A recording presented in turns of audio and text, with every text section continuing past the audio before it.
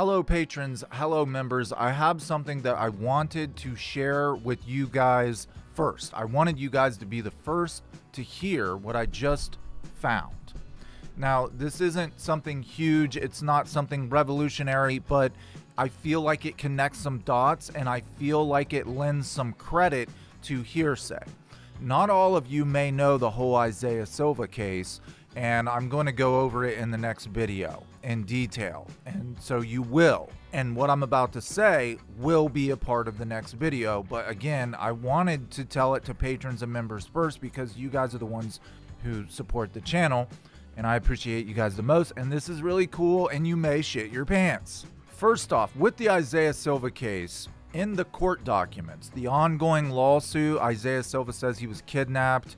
They were going to torture him to get the guitar back. The LAPD just happened to block in the car. You'll hear the whole story in the next video. There are a lot of statements within the court documents by Isaiah Silva and Isaiah Silva's mother, whose name is Mary, and one of those statements really popped out at me.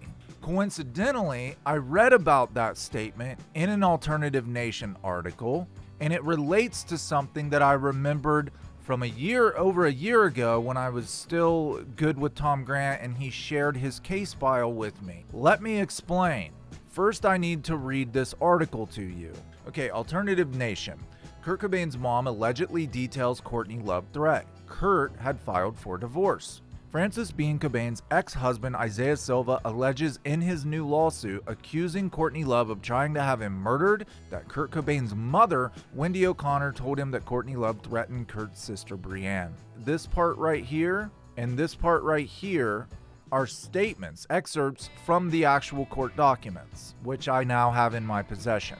Thanks to a Los Angeles activist who actually already had paid for the court documents and gave them to me for free, I now have 290 pages of court documents from the Isaiah Silva case. O'Connor told Silva and Mary that shortly after Kurt Cobain's death, she and Love were talking in the kitchen of the Washington home where Kurt Cobain had died. When O'Connor began to question the facts surrounding her son's alleged suicide, O'Connor said that Love became angry and threatened O'Connor's daughter, Brianne O'Connor, saying, "Shut up or she's next." Now we're going to get to this paragraph down here in a second. What this is saying, this is Isaiah Silva and his mother Mary, so two people are saying that when they sat down with Wendy O'Connor and Wendy O'Connor told them to their faces right after Kurt's death, we all gathered in the Lake Washington home. I started to question my son's death. I didn't think he was suicidal. I wanted answers. There was a private investigator involved. I thought that we could get more answers. Courtney pulled me to the side and threatened me and said, "Shut up or she's next." Now, I don't know if Courtney actually said this or not, and we don't know if Wendy is denying that she made this statement or not, because no reporter has ever went to Wendy O'Connor and said, "Hey, did you tell Isaiah Silva and his mother Mary that Courtney Love threatened to kill your daughter if you didn't shut up about your son's death?" Right? It seems far-fetched. It seems far-fetched, guys. Even with me, it seems far-fetched. But because Wendy O'Connor gives very, very few interviews, and when she does, it has to be a super big event. Like, Wendy O'Connor was a hometown girl, a waitress, a secretary, and now she acts like she's fucking royalty. Like, she won't... If somebody like me asked Wendy O'Connor a question, she'd just laugh in my face and walk away, you know, because I'm not important. I'm not important enough to talk to Wendy O'Connor. I feel like her arrogance just shot through the roof. Maybe that's why she now gets along with Courtney so well. On the other hand, I think she's afraid of Courtney. Now check this out.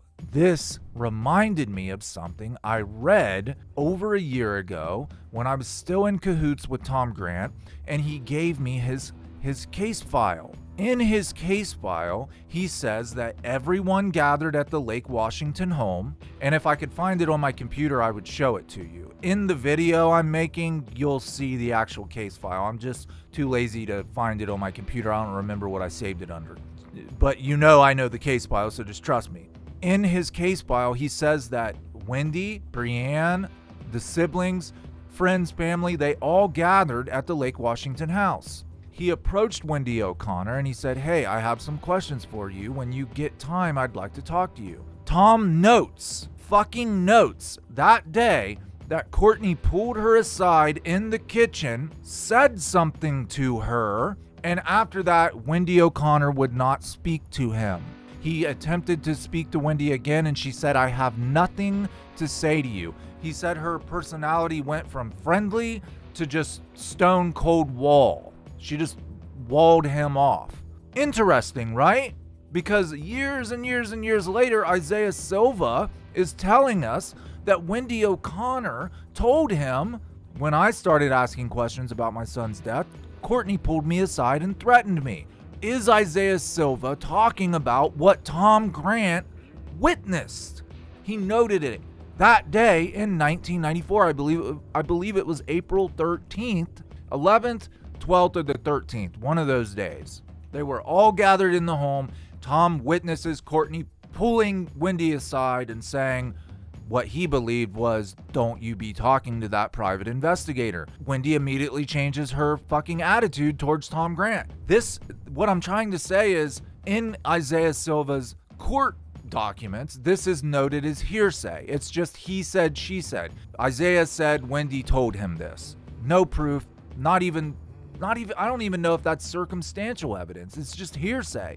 But when you couple it with Tom Grant's case file and what he witnessed, I believe it's the same thing. I believe Tom witnessed what Wendy told Isaiah 20-something years later. I wanted you guys to be the first to hear this because, you're my people and you support the channel, and I found it really interesting. There's going to be way more details in the upcoming video, and if you're unfamiliar with the Isaiah Silva case, which is rapidly becoming very important, Isaiah Silva is the only dude on this planet who could potentially get Courtney Love in some trouble. And now that he's sold the guitar, they're not fucking with him. He's not a danger to them anymore. What they really wanted was Kurt's guitar back because it was so valuable. $6 million valuable, right? And they were willing to kidnap and torture and possibly murder over this fucking guitar. I think Isaiah is selfish. And now that he's sold the guitar, Courtney is no longer threatening him. Nobody's a threat to him. He's fine. They don't give a shit about him anymore because he no longer possesses the guitar, and he has quit making contact with the court. We know that the attorney he had for the lawsuit is no longer his attorney. The court's only address they had for Isaiah Silva was a P.O. box. They sent him correspondence. He has not responded. What I'm trying to say is I believe Isaiah Silva got what he wanted. It's all about self-preservation. He's selfish. He's fine now, so he doesn't care whether Courtney gets in trouble or not because they're not going to mess with him anymore, and that's all he cares about is what is his well-being. He doesn't see it as, wow, I'm the only dude on earth who has an opportunity to possibly take Courtney Love down and reopen an old case. He doesn't see it that way. So what I'm afraid of is he's going to stop appearing in court. The court hearing has been postponed clear until 2022 because he hasn't responded to the court. If he doesn't show up to court in 2022, guess what's going to happen? Courtney Love will slip through the cracks of justice again. They will throw out the case. If Isaiah Silva, the plaintiff, is not willing to show up to court, then they're going to say, case dismissed, and Courtney's done. It's over. We have got to somehow figure out a way to contact Isaiah Silva. People need to tell Isaiah Silva, follow through with this case. Keep going to court. Prove yourself. And I'm going to make a couple videos that hopefully spark more people's interest in what's going on with Isaiah Silva, because I think the dude's telling the truth. I wanted you guys to be the first to hear all this. It'll make more sense in the video. I'm kind of hyped up right now because I've been making connections between things Tom Grant said back in the day and things Isaiah Silva's saying now. We'll see what happens, man, but we've got to, hopefully, at least I can make a couple videos about Isaiah Silva. Maybe he'll see his name on YouTube and see his face on a thumbnail, and he'll sit down and watch it, and then he'll realize, man, maybe I should follow through with this case. Maybe I should get another attorney and not let Courtney off the hook. Call it wishful thinking or whatever you want to call it, but I'm really hoping that by me making videos about this. It'll give Isaiah Silva the confidence, if he happens to watch them, to follow through and not give up on this. And I'm not sure he understands that it goes beyond him. It's proving a pattern in Courtney Love, a person who's been terrorizing the world for decades. It goes beyond you, Isaiah Silva. It's got to do with so many other people and Nirvana fans all over the world. I'm not sure he understands that he could be the hero of an entire generation. Okay, let's get to the next paragraph. This is another statement from Silva and Silva's mother saying O'Connor told them this. O'Connor told Silva and Silva's mother Mary that Kurt Cobain had filed for divorce from Love shortly before his death and had initiated the process of cutting Love out of his last will and testament. We know this to be true. Even his attorney, Rosemary Carroll, said this is true. Now here's what's interesting, guys. On the same day that she threatened O'Connor, Love threw Kurt Cobain's divorce papers into the fire and declared to O'Connor, "Everything's mine." Now there's a note down here just to save their asses.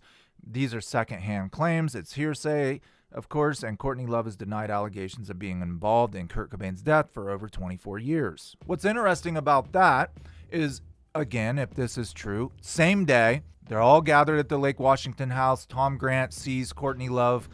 They even talk about it in Soaked in Bleach. Tom Grant talks about it in Soaked in Bleach, how he witnessed Courtney Love pull Wendy into the kitchen, say something harsh to her, and then Wendy wouldn't talk to him, right?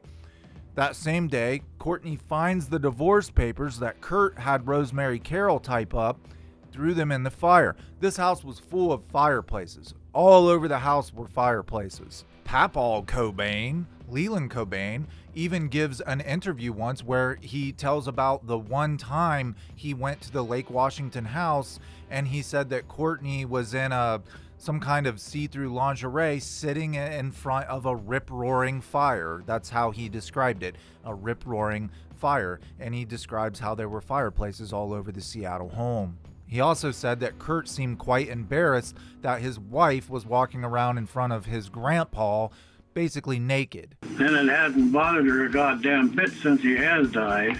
You met her? I met Courtney? Yeah. Yeah, before I was up at their house, just before he left to go on his last gig there. Wow. Do you like her? Did you like her? Well, Courtney was, that house had fireplaces damn near in every bedroom. And the master bedroom, a great big bed there, and she had a rip-roaring fire going in a fireplace, and she was sitting there in her negligee, and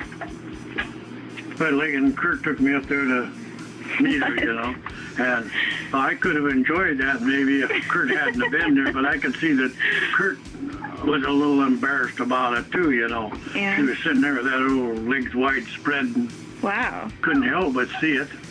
Wow. And then she just said hi or something like that, and then Kurt and I went downstairs, and pretty quick here she come downstairs all dressed up, never said boo to nothing, and out the front door and into a cab and was gone.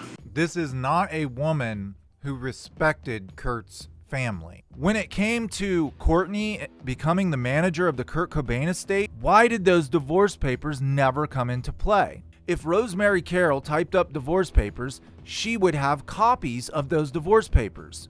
Obviously, she gave copies to Kurt and he took them to his Seattle home, or she mailed them, probably mailed them, more than likely. This is 1994. I would say Rosemary Carroll mailed them to the house. Courtney found them, disposed of them in the fire.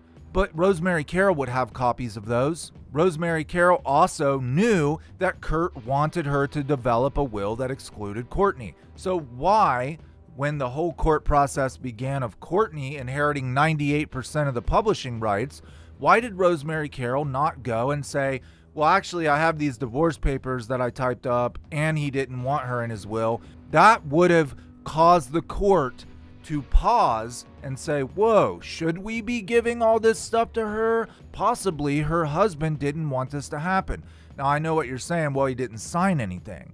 Doesn't matter. If he had a professional, bar licensed attorney type this shit up and she corresponded to the court that these were his last wishes, the wishes of a dying man, of a dead man, it would have held weight in court, and Courtney possibly wouldn't have got shit. So is Rosemary Carroll in on this conspiracy too? Hell yes, she is. I will have a definitive answer for you guys by the end of the week. Another boy on my boys' baseball team, his dad is a civil attorney. He deals with divorce. That's what he does for a living. Him and I have become friendly. Our boys are friends with each other. Next time I talk to him, I'm going to ask him about this situation. I'm going to say, hey, if someone had you type up divorce papers and told you that they wanted you to type up their will and exclude their spouse, and then their spouse died before signing those papers, would it still hold up in court? So I will have a definitive answer for you by the end of the week from a bar licensed attorney here in Ohio who deals with divorces every day. From everything I've read, it would have held up in court. Those divorce papers should have been presented by Rosemary Carroll, and they weren't, which means she switched sides and she took Courtney's side, probably took a lot of money.